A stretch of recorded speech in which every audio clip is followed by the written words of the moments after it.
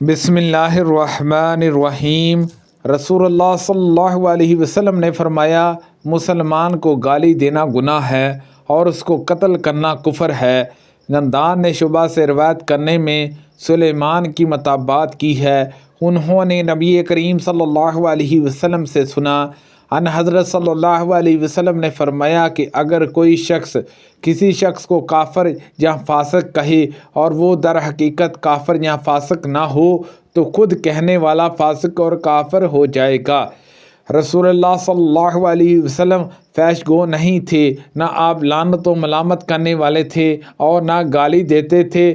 آپ کو بہت غصہ آتا تو صرف اتنا کہہ دیتے، اسے کیا ہو گیا ہے، اس کی پیشانی میں خاک لگے۔ ثابت بن ضحاک رضی اللہ عنہ صحابہ شجر بیعت رضوان کرنے والوں میں سے تھے۔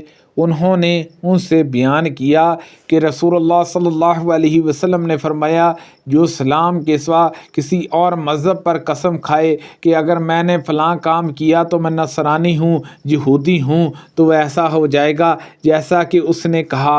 اور کسی انسان پر ان چیزوں کی نظر صحیح نہیں ہوتی جو اس کے اختیار میں نہ ہو، اور جس نے دنیا میں کسی چیز سے خود کشی کر لی اسے اسی چیز سے آخرت میں عذاب ہوگا، اور جس نے کسی مسلمان پر لعنت بھیجی تو یہ اس کے خون کرنے کے برابر ہے، اور جو شخص کسی مسلمان کو کافر کہے تو وہ ایسا ہے جیسے اس کا خون کیا۔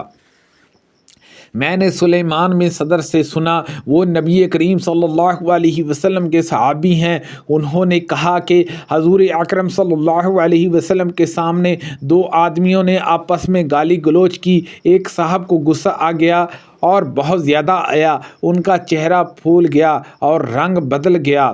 ان حضرت صلی اللہ علیہ وسلم نے اس وقت فرمایا کہ مجھے ایک کلمہ معلوم ہے کہ اگر یہ غصہ کرنے والا شخص اسے کہہ لے تو اس کا غصہ دور ہو جائے گا۔ چنانچہ ایک صاحب نے جا کر غصہ ہونے والے کو ان حضرت صلی اللہ علیہ وسلم کا ارشاد سنایا اور کہا، شیطان سے اللہ کی پناہ۔ وہ کہنے لگا، کیا مجھ کو دیوانہ بنایا ہے؟ کیا مجھ کو کوئی روگ ہو گیا ہے؟ جا اپنا راستہ لے۔ مجھ سے عبید بن صامت رضی اللہ عنہ نے کہا، نبی کریم صلی اللہ علیہ وسلم لوگوں کو لیلۃ القدر کی بشارت دینے کے لیے حجرے سے باہر تشریف لائے، لیکن مسلمانوں کے دو آدمی اس وقت آپس میں کسی بات پر لڑنے لگے۔ آپ نے فرمایا کہ میں تمہیں لیلۃ القدر کے متعلق بتانے کے لیے نکلا تھا، لیکن فلاں فلاں آپس میں لڑنے لگے اور میرے علم سے وہ اٹھا لی گئی۔ ممکن ہے کہ یہی تمہارے لیے اچھا ہو۔ اب تم اسے 29 رمضان، 27 رمضان اور 25 رمضان کی راتوں میں تلاش کرو۔ میں نے حضرت ابو ذر رضی اللہ عنہ کے جسم پر ایک چادر دیکھی اور ان کے غلام کے جسم پر بھی ایک ویسی ہی چادر تھی۔ میں نے عرض کیا، اگر اپنے غلام کی چادر لے لے اور اسے بھی پہن لے تو ایک رنگ کا جوڑا ہو جائے، غلام کو دوسرا کپڑا دے دیں۔ حضرت ابو ذر رضی اللہ عنہ نے اس پر کہا کہ مجھ میں اور ایک صاحب بلال رضی اللہ عنہ میں تکرار ہو گئی تھی، تو ان کی ماں اجمی تھی۔ میں نے اس بارے میں ان کو طعنہ دے دیا۔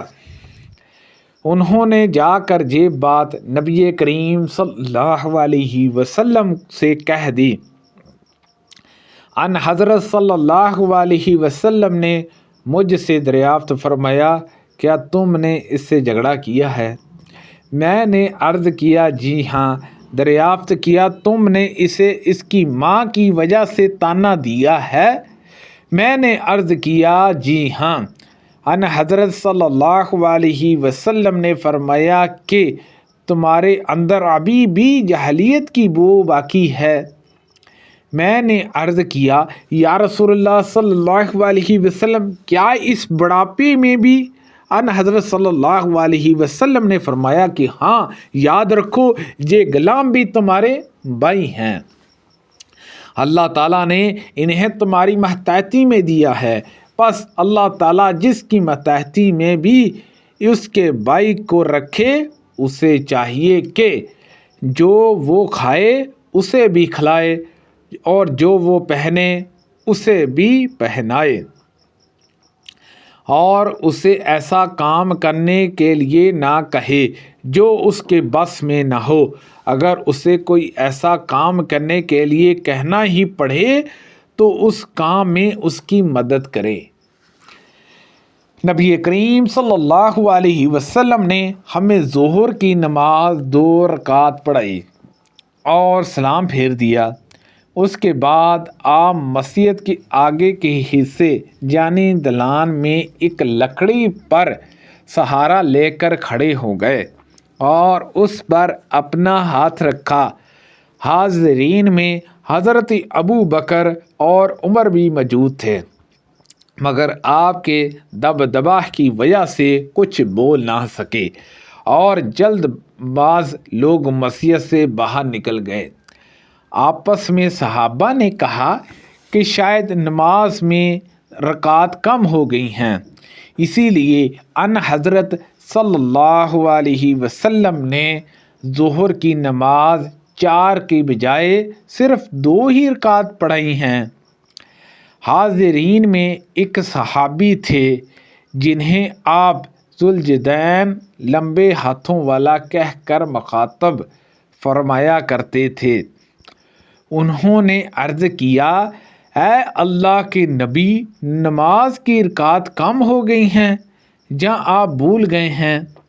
ان حضرت صلی اللہ علیہ وسلم نے فرمایا، نہ میں بھولا ہوں اور نہ نماز کی رکعت کم ہوئی ہیں۔ صحابہ نے عرض کیا، نہیں یا رسول اللہ صلی اللہ علیہ وسلم، آپ بھول گئے ہیں۔ چنانچہ آپ نے یاد کر کے فرمایا کہ ذوالجدین نے صحیح کہا ہے۔ پھر آپ کھڑے ہوئے اور 2 رکعت اور پڑھائی، پھر سلام پھیرا اور تکبیر کہہ کر سجدہ سہو میں گئے۔ نماز کے سجدے کی طرح بالکل اس سے بھی زیادہ لمبا سجدہ کیا، پھر سر اٹھایا اور تکبیر کہہ کر پھر سجدے میں گئے۔ پہلے سجدے کی طرح یا اس سے بھی لمبا، پھر سر اٹھایا اور تکبیر کہی۔ نبی کریم صلی اللہ علیہ وسلم 2 قبروں کے پاس سے گزرے اور فرمایا کہ ان دونوں قبروں کے مردوں کو عذاب ہو رہا ہے اور یہ کسی بڑے گناہ کی وجہ سے عذاب میں گرفتار نہیں ہیں۔ بالکل یہ ایک قبر کا مردہ اپنے پیشاب کی چھینٹوں سے نہیں بچتا تھا یا پیشاب کرتے وقت پردہ نہیں کرتا تھا، اور یہ دوسرے قبر والا مردہ چغل خور تھا۔ پھر آپ نے ایک ہری شاخ منگائی اور اسے 2 ٹکڑوں میں پھاڑ کر دونوں قبروں پر گاڑ دیا۔ جہاں اس کے بعد فرمایا کہ جب تک یہ شاخیں سوکھ نہ جائیں اس وقت تک شاید ان دونوں کا عذاب ہلکا رہے۔ ہم حضرت حذیفہ رضی اللہ عنہ کے پاس موجود تھے۔ ان سے کہا گیا کہ ایک شخص ایسا ہے جو جہاں کی بات حضرت اسماء رضی اللہ عنہ سے جا لگاتا ہے۔ اس پر حضرت حذیفہ رضی اللہ عنہ نے کہا کہ میں نے نبی کریم صلی اللہ علیہ وسلم سے سنا ہے، آپ نے بتلایا کہ جنت میں چغل خور نہیں جائے گا۔ استغفر اللہ۔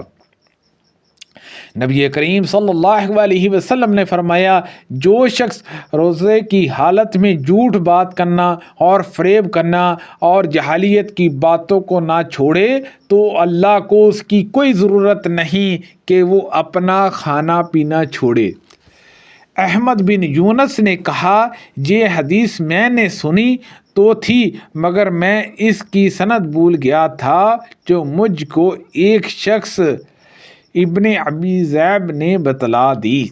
نبی کریم صلی اللہ علیہ وسلم نے فرمایا تم قیامت کے دن اللہ کے ہاں اس شخص کو سب سے بدتر پاؤ گے جو کچھ لوگوں کے سامنے ایک رخ سے آتا ہے اور دوسروں کے سامنے دوسرے رخ سے جاتا ہے۔ سبحان اللہ عز و جل۔ اللہ پاک سے دعا ہے کہ اللہ پاک ان حدیثوں پر عمل کرنے کی توفیق عطا فرمائے۔ اللہ پاک ہم سب کو صحت و تندرستی عطا فرمائے۔ کو پڑھنے میں غلطی کوتاہی ہو گئی ہو تو اللہ پاک معاف فرمائے۔ صدقہ جاریہ سے زیادہ لوگوں تک شیئر کیجیے۔ آمین بجاہ النبی الامین صلی اللہ علیہ وسلم۔